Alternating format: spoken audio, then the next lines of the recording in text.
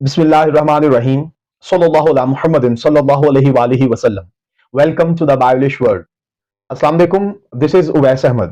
Viewers, हम लोग anatomy of vocal tract जो है उसको डिस्कस कर रहे हैं. उस सिलसिले में एक वीडियो अपलोड कर चुका हूं. फर्स्ट वीडियो में हम लोगों ने ये चीज डिस्कस की थी. लिसनिंग, स्पीकिंग, रीडिंग, राइटिंग, ये वो स्किल्स हैं जिनको सीखना बहुत जरूरी है अंग्रेजी बोलने समझने के लिए. आज आगे बढ़ते हैं.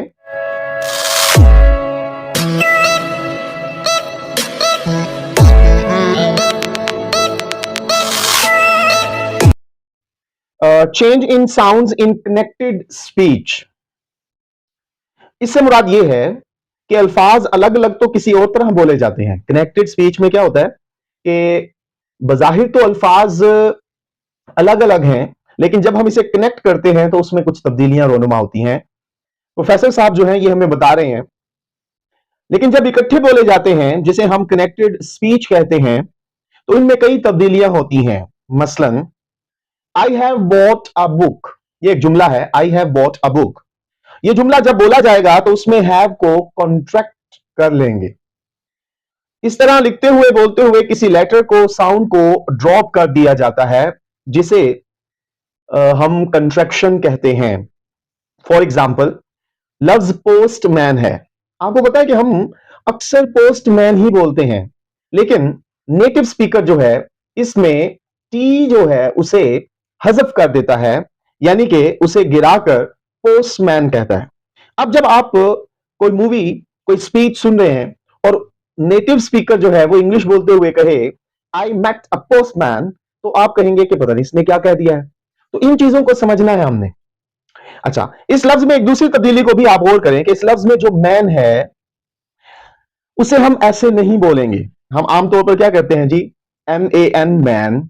लेकिन रूल ये है कि जब इसके साथ कोई और वर्ड लग जाए तो हम इसे मन कहते हैं, मैन नहीं कहते. जैसे इस लफ्ज को अकेला इस्तेमाल करते वक्त हम बोलते हैं, मगर जैसे ही आप इसको पोस्ट के साथ लगाते हैं तो उसमें आप कैसे बोलेंगे, पोस्टमन. ठीक है. अब इस पर राबिया बोली तो सर क्या जेंटलमैन में भी हम जेंटलमैन कहेंगे? प्रोफेसर साहब बोले जी हां. अब देखें, आप इसी तरह के मिलते जुलते जुमले तैयार करें कि जिसके साथ मैन और वुमेन जो है इसके साथ जब कोई और लफ्ज लगेगा, देखें मैन, वुमन, वुमैन नहीं कहते हम. प्रोफेसर साहब बोले तीसरी एक और चीज भी है, वो जरा मुलाहिजा करें. The rhythm pattern of English speech. अब रिदम पैटर्न जो है इसको समझना बड़ा ट्रिकी है. एक जुमले की मदद से समझाने की कोशिश करता हूं. यानी इसका मतलब यह है कि अंग्रेजी का हर जुमला अपना एक रिदम रखता है. फॉर एग्जाम्पल, ये मुलाहिजा कीजिए, the boy went to the garden in the morning. अब इस जुमले में अगर आप देखें तो 9 अल्फाज हैं.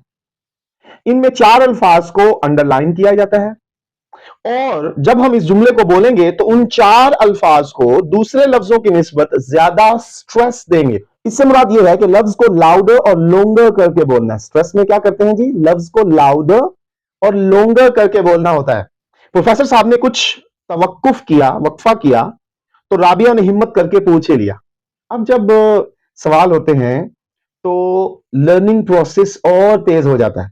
इसलिए मैं आपको भी कहता हूं, कमेंट सेक्शन में आप मुझसे सवालात पूछ सकते हैं. राबिया ने हिम्मत करके पूछा, प्रोफेसर साहब क्या हमारी अंग्रेजी के निसाब में ये चारों स्किल्स नहीं है? प्रोफेसर साहब ने हस्बे आदत अपनी एक आंख ऊपर और दूसरी को नीचे करते हुए कहा, अपने मखसूस फलसफियाना लहजे में, अफसोस के साथ कहना पड़ता है इसका लिहाज ना निसाब में रखा गया है और ना ही हमारे असातिज़ा कराम को इसकी तरबियत दी गई है. वो चारों स्किल्स का बेवक्त वक्त ख्याल रखें. और मेरे ख्याल में अगर हमारा निज़ाम तालीम में इन चीजों का लिहाज रखा जाता तो खासी हद तक हमारे तालिब इल्मों की अंग्रेजी जुबान बोलने या समझने की मुश्किल खत्म हो जाती. तो यहां से हमें एक जो हिंट मिलता है वो ये है कि अगर हम एक अच्छे स्पीकर बनना चाहते हैं, इंग्लिश लैंग्वेज स्पीकर, तो हमें अल्टीमेटली इन चारों स्किल्स पर ग्रिप रखना ही होगी, इन्हें समझना होगा. इस सीरीज में हम इंशाल्लाह ये सीखेंगे और जरूर सीखेंगे। सर, क्या एक स्किल में आपने बहुत सारी चीजों को शामिल नहीं कर दिया? देखें जी, ये होती है सवाल की आदत। आप भी सवाल कीजिए, आप भी कमेंट सेक्शन में मुझसे पूछिए। मरियम बोली, आप ठीक कह रहे हैं। दरअसल एक स्किल बहुत सारे सब स्किल्स का मजमुआ होती है। यानी इसमें लफ्ज के तलफ़ुज़ यानी प्रोनंसिएशन को समझना, अल्फाज और अल्फाज के मजमूए यानी स्ट्रक्चर को समझना और वगैरह वगैरह शामिल है। आसफिया बोली, सर क्या लिसनिंग स्किल के डेवलप होने से हमारी स्पीकिंग स्किल पर कुछ फर्क पड़ेगा? क्यों नहीं? प्रोफेसर शिबली साहब बोले, जैसे जैसे आपके लिसनिंग की स्किल्स बेहतर होती जाएंगी, आप बेहतर तरीके से बोलने लगेंगे। बल्कि एक स्किल की डेवलपमेंट से दूसरी स्किल पर भी बहुत अच्छा असर पड़ता है। अब फायजा बीच में आई। फायजा ने तवज्जो से ये बातें जो सुन रही थी वो बोली, तो इसका मतलब है हम ना तो अंग्रेजी बोल सकते हैं और ना ही अंग्रेजी सुन समझ सकते हैं। नहीं, ऐसी कोई बात नहीं। प्रोफेसर अबू शिबली ने उनकी तरफ मुतवज्जे होते हुए जवाब दिया, कोई चीज नामुमकिन नहीं है। Nothing is impossible. असल बात यह है दुरुस्त सिमत में मुसलसल कोशिश करना, मतलब हमारा जो डायरेक्शन है वो दुरुस्त होनी चाहिए। मैं ये तो नहीं कहता कि मुझे बहुत कुछ आता है, और यही एग्जाम्पल मैं अपने लिए भी लागू करूंगा। लेकिन जो कुछ भी है मैंने अपनी कोशिश और मुसलसल जद्दोजहद से सीखा है। इंसान हमेशा सीखता रहता है, अगरचे हर वक्त यही महसूस होता है कि कुछ नहीं आता और बहुत कुछ सीखने की जरूरत है। जब आप इस चीज को समझ लेंगे तो आप यूं समझ लें कि कामयाबी के पहले जीने पर कदम रख लेंगे। फिर हमें कहां से और कैसे पता चल सकता है कि हम कुछ अंग्रेजी समझ सकें? आसफिया ने पूछा। प्रोफेसर साहब बोले, जहां तक बोलने का मसला है, ये मेन पॉइंट जरा समझिए, तो उसके लिए एक टेक्निकल तरीके हैं। कई एक टेक्निकल तरीके हैं। कई एक इंटरनेशनल इदारों ने इन स्किल्स को बेहतर बनाने के लिए किताबें, वीडियोस, ऑडियोज, प्रोग्राम्स बनाए हैं। और उसके साथ साथ बीबीसी, सीएनएन और इस तरह के और बहुत सारे चैनल्स जो हैं वो आपकी मदद कर सकते हैं, मगर ये कॉस्टली हैं। मैं आपको एक कम खर्च तरीका बताता हूं। यह तरीका जरा मुश्किल है क्योंकि इसमें थोड़ा साबित कदम या दूसरों की निगाह में डीठ बनना पड़ेगा। तो आप भी एक अच्छे इंग्लिश स्पीकर बन सकते हैं। जो भी बताता हूं आपको वो ये है कि आप लोग आपस में एक दूसरे के साथ अंग्रेजी बोलें। मेरे एक दोस्त हैं, वो जब भी बात करते हैं वो अंग्रेजी बोलने की कोशिश करते हैं। उन्होंने ये प्रोसीजर जो है वो 2-4 माह नहीं बल्कि 2-4 साल किया और आज वो एक इतने अच्छे स्पीकर हैं। आपने फोकस नहीं करना कि कौन आपका मजाक उड़ा रहा है, आप गलत बोल रहे हैं, सोचना नहीं है।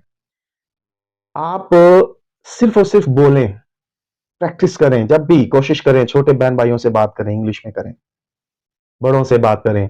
क्लासरूम में आप अगर स्टूडेंट हैं तो क्लासरूम में फ्रेंड्स, टीचर्स सबके साथ इंग्लिश बोलने की कोशिश करें। आप बिजनेस पर्सन हैं तो भी आप अपने कलीग्स के साथ अंग्रेजी बोलने की कोशिश करें। इस चीज पे फोकस नहीं करना कि whether you are speaking perfect or not. अब आप लोगों ने 10-11 वर्षों में इतनी अंग्रेजी पढ़ी होती है, आप बहुत कुछ बोल सकते हैं। और हाँ, दूसरी ये चीज है कि हर घर में केबल, इंटरनेट मौजूद है। आप किसी इंग्लिश चैनल जैसे बीबीसी, सीएनएन, हिस्ट्री वगैरह का जो चैनल है, या किसी खबरनामा इंग्लिश या किसी प्रोग्राम की डॉक्यूमेंट्री जो रिकॉर्डेड हो उसे सुने। लेकिन प्लीज सॉन्ग्स नहीं सुनने आप, बल्कि एक्टिव लिसनिंग आपने करनी है। आपको एक हेडफोन का इस्तेमाल होना चाहिए, मतलब आपके पास एक हेडफोन हो, एक ही रिकॉर्डिंग को आप बार बार सुने। शुरू में आपको ज्यादा समझ नहीं आएगी, लेकिन जब आप एक ही रिकॉर्डिंग को 2-4 दफा सुनेंगे, आप महसूस करेंगे कि अब आपको थोड़ा थोड़ा समझ आने लगा है। राबिया बोली, सर अगर कोई रिकॉर्डिंग ना कर सके तो? प्रोफेसर साहब ने कहा, इसका हल यह है कि आजकल रिकॉर्डेड बहुत सारी डॉक्यूमेंट्रीज अवेलेबल हैं, हमारे पास यूट्यूब का प्लेटफॉर्म है, आप उनका इस्तेमाल कर सकते हैं। और मैं ये बात यकीन से कह सकता हूं कि इससे आपकी लिसनिंग स्किल और स्पीकिंग स्किल बेहतर होगी। शुरू शुरू में आपके दोस्त और अजीज आप पर हंसेंगे, जहन में रखिएगा। लेकिन एक वक्त आएगा कि वही दोस्त, वही अजीज आपको इस आपकी इस सलाहियत को मानेंगे। फिर वही कहेंगे, क्या बात है जी, आप तो अंग्रेजी बड़ी अच्छी बोलते हैं। इसके अलावा अंग्रेजी फिक्शन, नॉवल, स्टोरीज, कहानियां, नॉवल वगैरह पढ़ें। लेकिन एक बात जो आपको इसके अलावा जरूर सीखनी चाहिए, वो अंग्रेजी जुबान के बुनियादी आवाजें, बेसिक साउंड्स हैं। जब तक आप उनसे वाकिफ नहीं होंगे, आप अंग्रेजी प्रोग्रामों की अंग्रेजी यानी अंग्रेजों की अंग्रेजी नहीं समझ सकते। आज के लिए बस इतना ही। मैं उम्मीद करता हूं आपको आज कुछ नए पॉइंट सीखने को मिले होंगे। अगर वीडियो अच्छी लगी है तो इसे लाइक कीजिए, दोस्तों के साथ शेयर कीजिए और प्लीज चैनल को सब्सक्राइब कीजिए। खुश रहें, खुशियां बांटें, अपना ख्याल रखें अपने इस चैनल का। अल्लाह हाफिज व नासिर।